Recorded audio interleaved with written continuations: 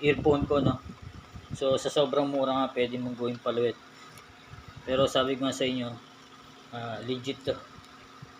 So napakatibay. Maganda. So ito yung wireless earphone ko, no. Yan. So napakamura lang ito, ginagawa ko na lang palawit to, no.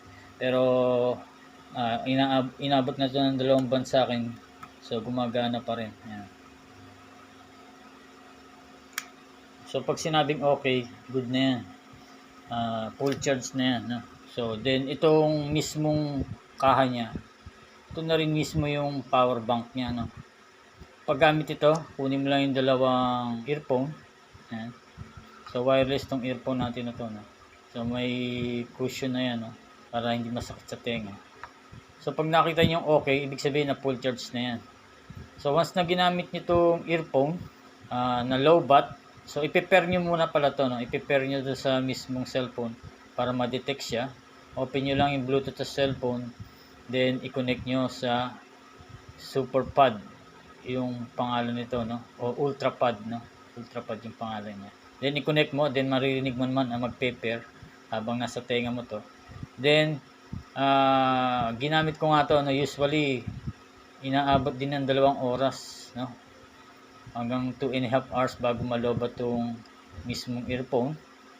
Nakakatulugan ko na nga rin minsan, pero huwag niyong itotodo dahil medyo siyempre delikado sa tenga, no? Dahil sobrang lakas nga nito.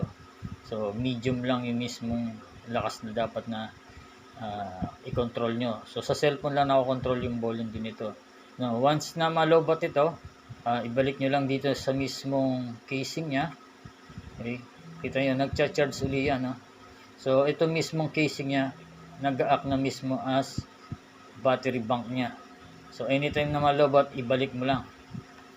So di mo na kailangang i-charge, no?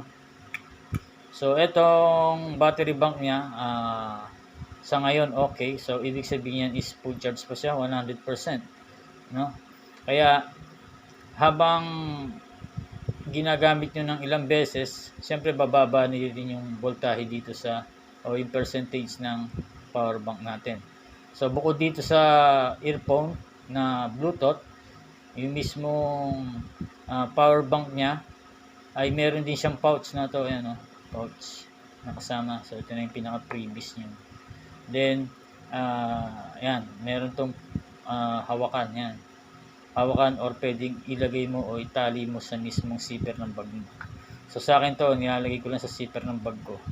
Dahil murang-mura lang nga, hindi masyado nakakapanghinayang. Wala pang 100 to mga ka-electrical. So minsan pag gusto kong mag-relax, ayan, magsa-sounds ako habang may inaantay. Okay. So yan. So ito yung pinaka-pouch niya, no, para iwas basag if ever na malaglag, mabangga. So pwedeng palawit lang yan, no.